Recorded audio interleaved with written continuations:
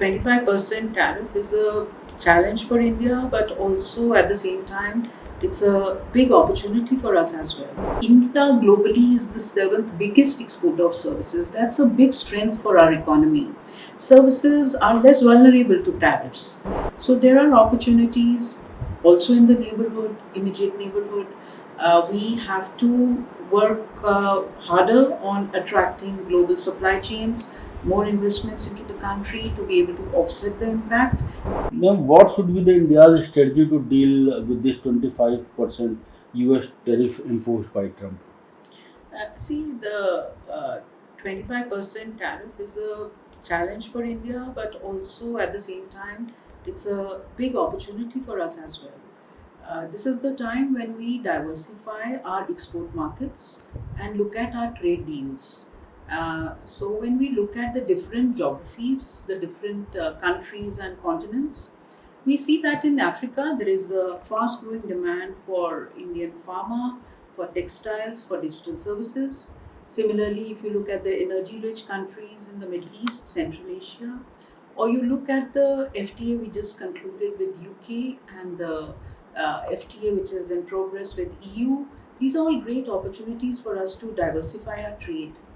Also, when you look at the South Asian countries, you look at Vietnam, Indonesia, how can we strengthen our trade ties with them? And when you look at our immediate neighborhood, you look at our partnership, for example, the BIMSTEC initiative, which is the Bay of Bengal initiative for technical and economic cooperation. This includes countries like Nepal, Bhutan, Myanmar, Bangladesh, Sri Lanka, Thailand. So these are countries with whom we can have stronger regional trade ties at this point in time, also low hanging fruit, and we can also develop regulatory standards and build a stronger regional trade partnership using this challenge as an opportunity. Uh, Additionally, I was thinking if we can use UPI more for regional trade, that also strengthens the demonstration effect of UPI as a global public good. It facilitates regional trade and it also brings us earnings in terms of sharing of technologies, licensing fees, and the integration which our IT companies can do in the region. Having said this, we must also look at our Indo Pacific economic framework where we are committed to developing supply chains in collaboration with the partner countries there. Uh, so, this is how we should look at diversifying exports trade. At the same time, I feel that this is a big time for us to also develop more high value exports, whether it is in electronics, bring in more backward integration, and also looking at biotech, pharma and biotech, developing more of our own drugs rather than just the generic products. And also, if you look at green tech, these are all areas where we can develop more high value exports. A third area is uh, attracting supply chains, as I already said, through greater interventions in EODP. So, how do we develop those partnerships more strongly? Probably focus on the top 50 MNCs. And then a very important area is services. India globally is the seventh biggest exporter of services. That's a big strength for our economy. Services are less vulnerable to tariffs. We are very strong in IT and business processing services, very strong in edtech. Edtech is a great sector to develop, a low hanging fruit, and also telemedicine, attracting more medical tourism. So that's another area. And nowadays we also see a lot of countries entering digital economy partnership. Like Singapore has done with Australia, Singapore has done with UK, India can do with many countries where a digital corridor is developed without the regulatory hurdles and businesses can grow, jobs can grow, global capability centers. We are already a hub for the world. That's another area where a lot of services, a lot of innovation, a lot of R&D can be attracted. We have the skills, we have labor which is not expensive, more competitive. So these are all areas which will grow as a result of this challenge which we see, whatever be the outcome of the ongoing negotiations. We still are looking at end of August. Yet we do have many other areas which are areas of our strength. COVID disaster into opportunity. So can we also say that this should be also an opportunity for India? Yes. I was thinking exactly that because during COVID we had the empowered group of secretaries. We had about 10 groups of empowered groups of secretaries taking fast decisions, meeting the challenges head on. So, if we have empowered groups, maybe in the area of investments or taking decisions where EODB is concerned, in the area of trade deals, so maybe things could move much faster. We are very capable as a country.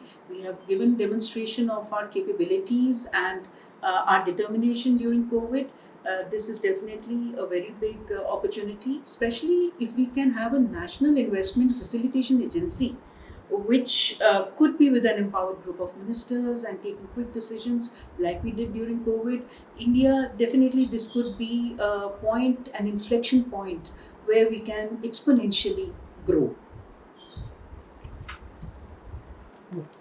Then what impact we can expect from this 25% tariff imposed by the United States?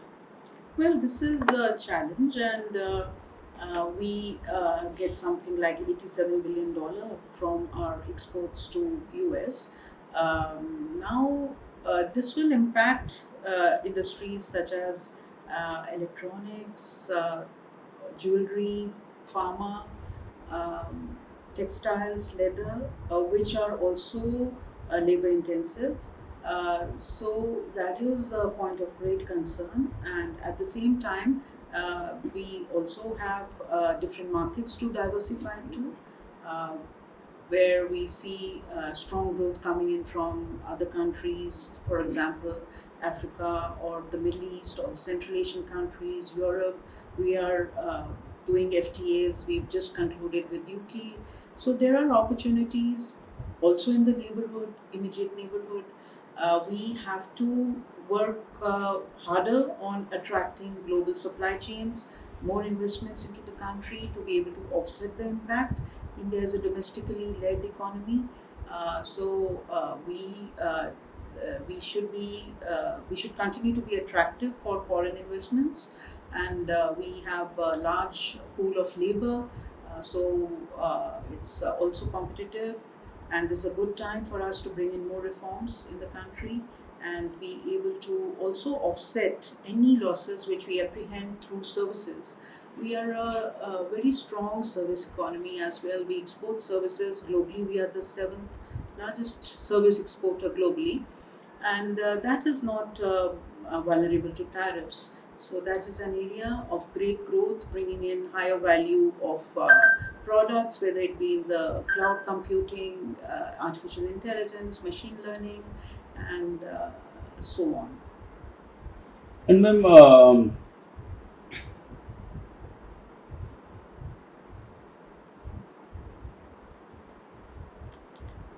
like COVID, um, can we say that this can be also an opportunity for India? See, during COVID, India demonstrated to the world how we developed our own vaccines, how we were able to do good oxygen management and very good management of the medical services through bringing in institutional interventions such as the empowered groups, and for quick decision making we were able to mobilize our internal resources. So this also could be a big opportunity for the country to look at other geographies for diversification of exports, and also strengthen our trade deals, strengthen regional cooperation on trade, develop regulatory standards there, bring about greater financial integration in the region for facilitation of trade, uh, developing higher value of exports, whether it be goods or services, particularly IT, biotech, green tech, and it is also a great opportunity for us to integrate more closely with the supply chains, particularly in the Indo-Pacific region.